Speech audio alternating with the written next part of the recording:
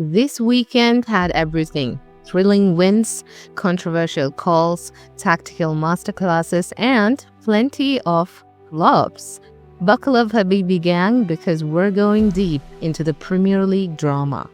Liverpool's 2-0 domination over Manchester City, Arsenal's 5-2 blitz over West Ham, Chelsea's resurgence, Manchester United's 4-0 destruction of Everton, Tottenham and Fulham play out a 1-1 snoozer, Bournemouth's chaotic 4-2 win against Wolves, Brentford cruising without Tony.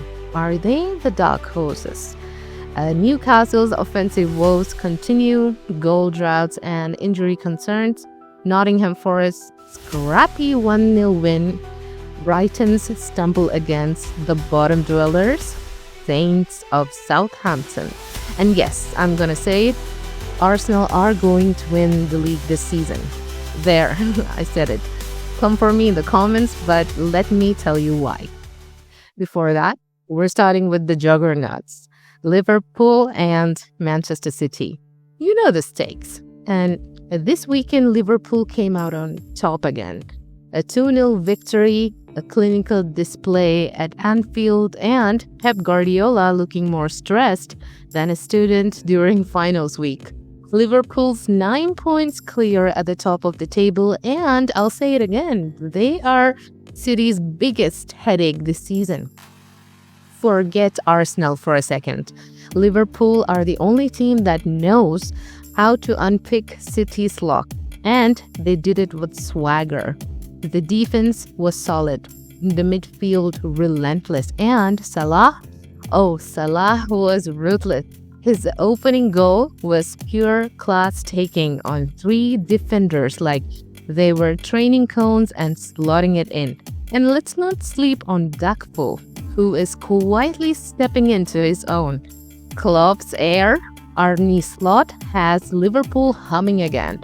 Slot's blend of pressing intensity and sharp tactical adjustments has rejuvenated the squad. This team isn't competing, they're out for blood. But City, yikes. No KDB starting, Haaland completely shut down, and Pep's backline looking like they've never met each other. It was a comedy of errors. Akanji, Diaz, Walker, none of them knew what to do with Liverpool's counterattacks. City fans, are you worried? You should be. Now, let's talk about Arsenal, because I'm about to get spicy. They are winning the league this season. Yep, I'm saying it again. They're sitting in second, 5 points clear of third, and they've got the sauce. Arteta has built a squad that's clinical, dynamic, and relentless. Their 5-2 demolition of West Ham was a statement. This isn't just a good team, this is a champion team in waiting. Look at the way Arsenal plays. Gabriel Jesus and Martinelli are terrifying defenders, while Odegaard controls the tempo like a seasoned orchestra conductor, and Declan Rice, that man is worth every single penny Arsenal paid. He's everywhere, breaking up plays, transitioning the ball, and even contributing in attack. Rice is the signing of the season, hands down. But here's what sets Arsenal apart: their depth. Trossard, Havertz, Tomiyasu, they're all stepping up when called upon.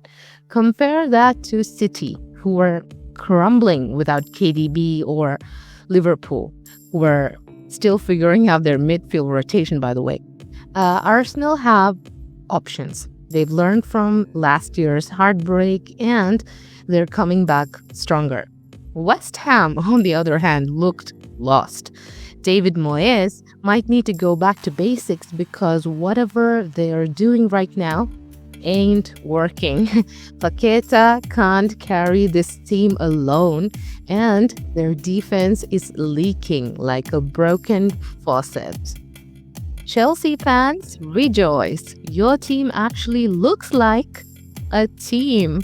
A 3-0 win against Aston Villa, and for once, you weren't just throwing money at the problem, you were solving it.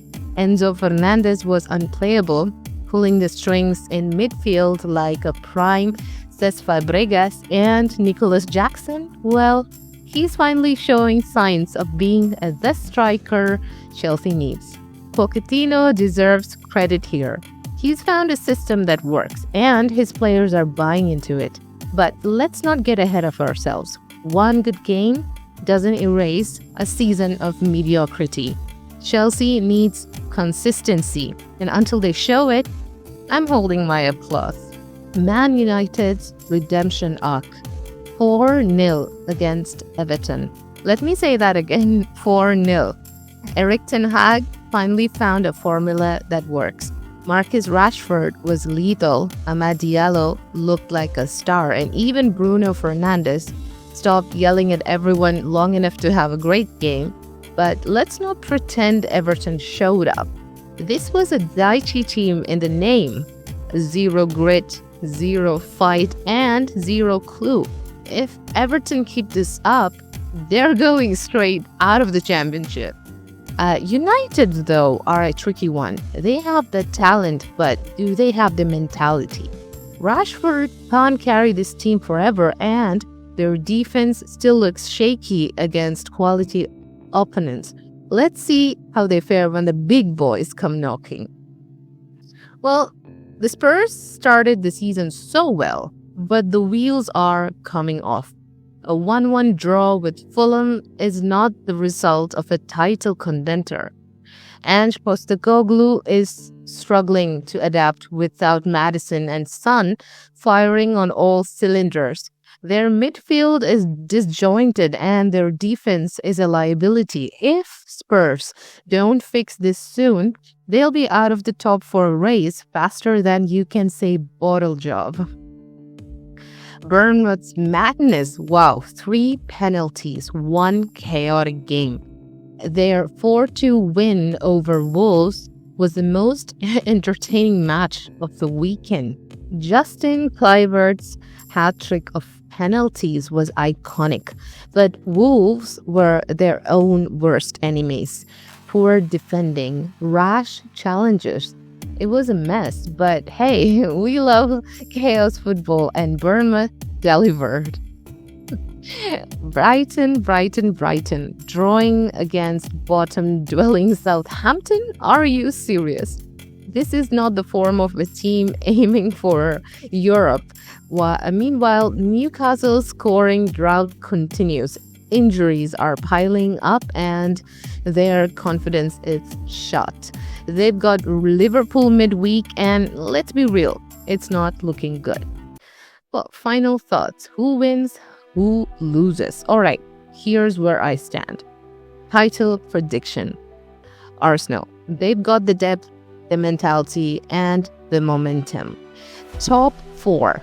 Liverpool, Arsenal, City, and Chelsea. Yes, Chelsea. Relegation battle. Everton, Sheffield United, and Southampton are in big trouble. There you have it. Come for me in the comments, argue with me, whatever. But remember, I'm just calling it as I see it. Until next time, Habibi gang, stay sassy, stay classy, and don't forget to subscribe to join the official Habibi gang. See ya.